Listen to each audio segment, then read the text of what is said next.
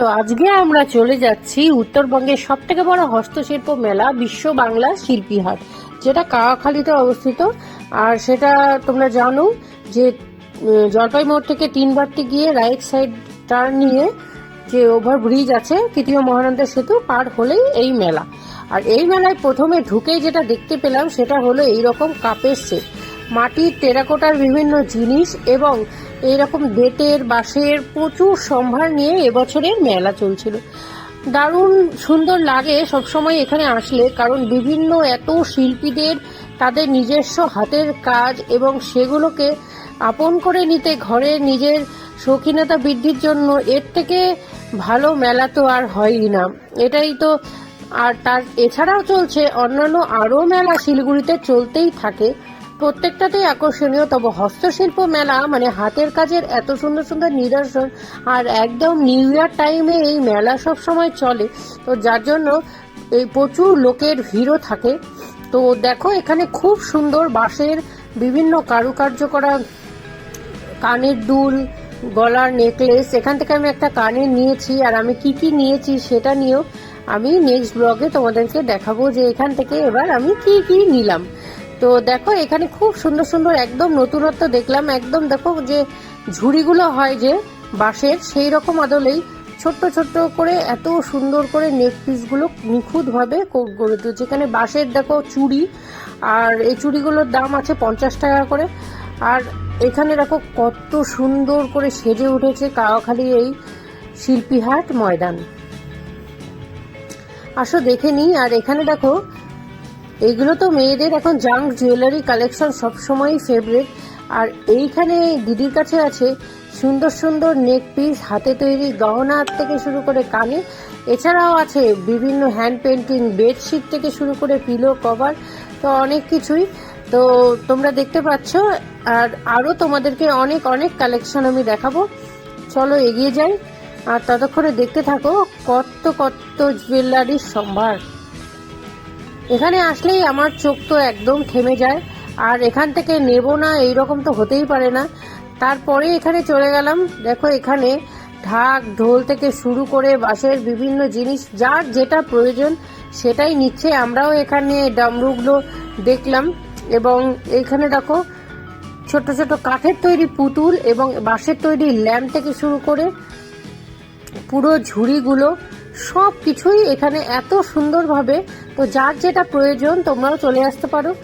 দেখো এখানে চলছিল কি সুন্দর সব হ্যান্ড পেন্টিং ব্যাগ। আর কি কি কালেকশন আছে সেগুলো তোমাদের দেখিয়ে দিই, কারণ প্রতি বছরই এই মেলা এই সময় বসে। 100 টাকা করে এই চুড়িগুলো ছিল। এছাড়া ফুলের সম্ভার থেকে শুরু করে বিভিন্ন ড্রেস এবং painting, hand painting, wall hanging সবকিছুই ছিল এখানে।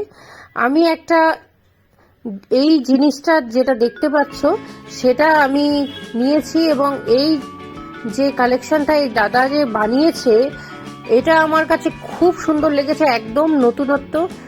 প্রচুর লোক এখান থেকে নিয়েছে আমি দেখতে পেলাম। আর এনি এমসিলের ওপরে এই কারুকার্যগুলো করেছে, অসাধারণ কালার পেন্টিং, তোমরা দেখেই বুঝতেই পারছো কি সুন্দরভাবে কাজ করা হয়েছে। তো প্রতি বছরের নতুনত্ব কিছু থাকে, এবছর এই জিনিসটা একদমই নতুনত্ব দেখতে পেলাম। এরকম আরেকটি দোকান ছিল সেটাও তোমাদেরকে দেখাবো, কিন্তু এখানে যে এই দাদার কালেকশনগুলো ভীষণ সুন্দর ছিল। এছাড়া ছিল বিভিন্ন জায়গা থেকে আগত পশ্চিমবঙ্গের বিভিন্ন হাতের তৈরি জামা কাপড়, গয়না, ডিজাইনিং ব্লাউজ, ডিজাইনিং শাড়ি, কি নেই চলো একটু দেখে নিই।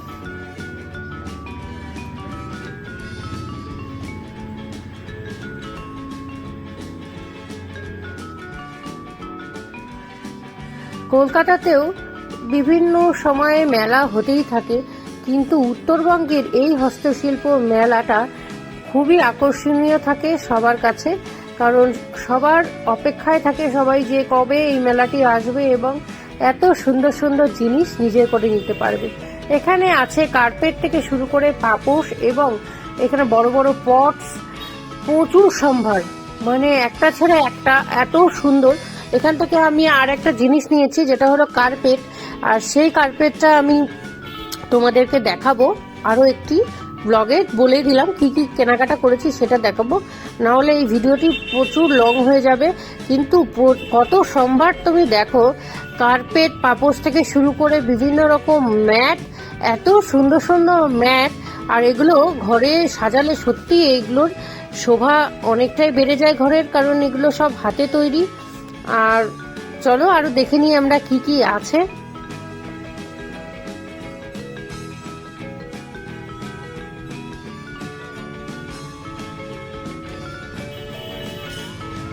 তো তোমাদের কেমন লাগছে বলো এই মেলায় এসে?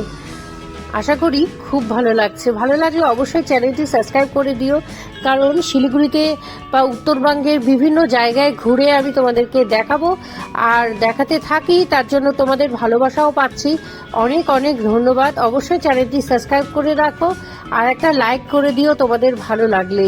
চলো এগিয়ে যাই আর এগিয়ে গিয়ে তোমাদেরকে দেখাই যে আরো কি কি আমরা দেখতে পেলাম।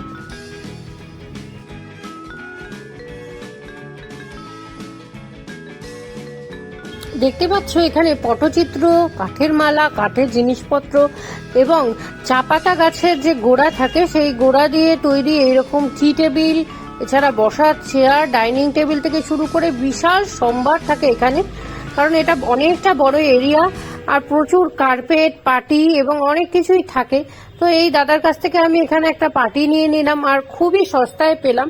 আগে এগুলোর অনেক দাম থাকতো বা জানি না কেন অনেকটা সস্তায় পড়লো, তো বেশ তাই জন্য নিয়ে নিলাম। আরো একটা নেওয়ার ইচ্ছে আছে, নেক্সট ইয়ারে আবার অবশ্যই নেবো ভাবছি। আর এখানে দেখো কত কিছু আছে। তো তোমাদের কেমন লাগছে? অবশ্যই আশা করি ভালো লাগছে। বিভিন্ন রকম পেইন্টিং, এই দোকানটিতে এসে আমার নজর একেবারে একদম থেমে গেছিল, কারণ এই জায়গাটি আমার সব থেকে ভালো লেগেছে। আমার এই রকম ছোট্ট ছোট্ট কালেকশনগুলো বেশ ভালো লাগে। আর এগুলো না মাটির না কি জিনিস দিয়ে বানানো ঠিক জানি না, তবে খুব সুন্দর ফিনিশিং ছিল কাজের। আর চলো দেখে নিই আরো কি কি আছে। আর এখানে না ফুড কর্নারও ছিল, খাওয়ার জায়গা ছিল। এবছর দেখেছি অনেক বেশি খাওয়ার দোকান বসেছে অন্যান্য বারের তুলনায়, এই যে ফুড কোর্ট।